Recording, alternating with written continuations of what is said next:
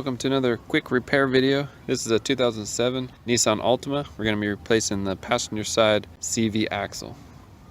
First step in the process is remove the front tire, and then you can see here why we're replacing this one is a torn boot right there and slinging grease all over the place. So once you got the front tire off, next move is to get the front axle nut off, and it has a little cotter pin here and then that nut. I'm gonna go ahead and spray this just to get it soaking a little while I take that cotter pin off. What I like to use for the cotter pin is just a pair of side cutters. You just pull them up like that, straighten out the best you can, and side cutters are really good at just grabbing it, biting into it while you pull it out like that. So makes light work of it. So next is the axle nut, which is a 32 millimeter. So we'll zip that off real quick. I guess I can do it one-handed.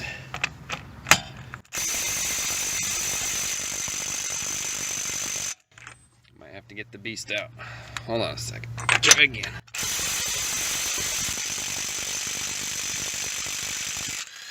There it comes.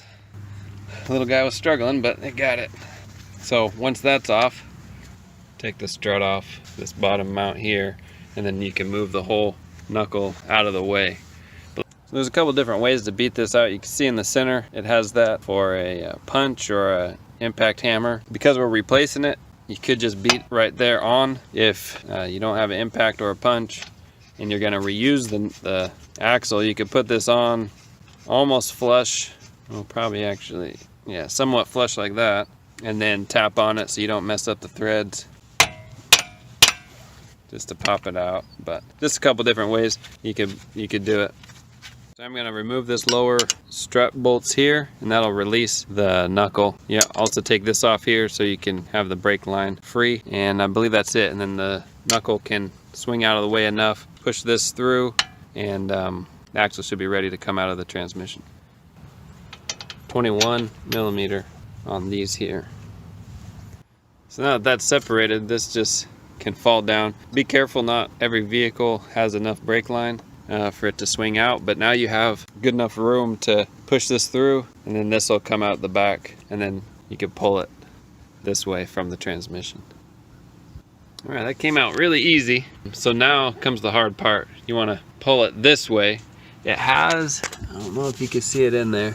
Yeah, right here is a bearing in the middle, and sometimes that bearing will get stuck in that housing. If that happens, you can get from the auto parts store, and I'll show you in a second, but you can get from an auto parts store an axle puller, and it's kind of like a fork that'll go right in between here, and with a slide hammer it'll beat it out. I'm hoping this will come out without needing that, but I have it just in case. And you can get it from the auto parts store. You rent it and then just return it when you're finished. Just something interesting to note on this vehicle, there's no wheel speed sensor in its hull, and you can see the wiring holder for it, but no speed sensor. Wonder where it went. There are these two bolts here to hold on that retaining bracket before you pull the axle out as well. So don't forget those. So there it is, all out.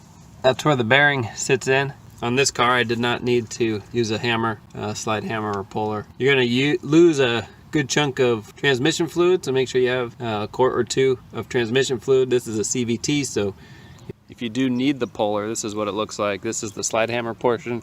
That's the axle puller. They come in two separate little kits, I suppose.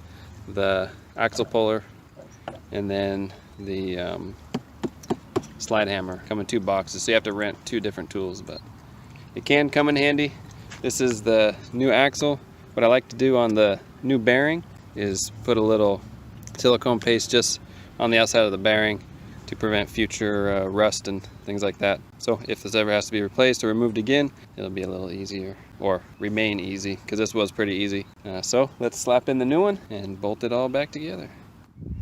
So you can see that's about how much fluid I lost, close to 2 quarts.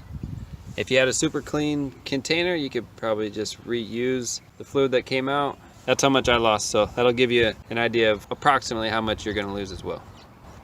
Now that we got the new axle in, we'll put it back together. this clip goes in this way. Notice the notch is up on the top left.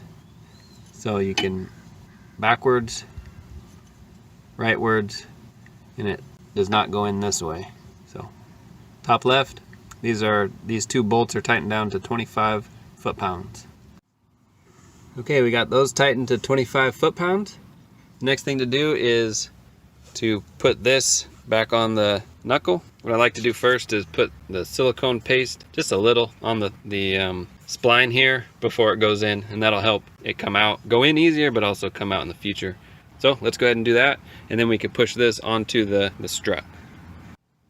So with that slid in, I have it pushed up against the strut here. I'm gonna go ahead and put those upper strut bolts, or the lower strut bolts in here, and that'll hold it all into place, and then we can come put the axle nut on and get it torqued down. So the new axle nut is a 35 if you choose to use the new nut, and that's torqued to 175 foot-pounds and then recothered. Alright, that one is tight, cothered. This is just something I like to do to let me know I was the one in here last. You don't have to do that, that's for me. But 175 foot-pounds. Next is the strut bolts. These are 104, I believe, foot-pounds here. Let me double check that. Alright, strut bolts are tightened down, axle nuts tightened down and cothered. Those are tight. Got to put our brake line back on, and that's it. We put our tire on, take it for a test drive, make sure there's no new noises or anything new since we've replaced the axle, and that's it. Good to go. Thanks for watching. We'll see you on the next one.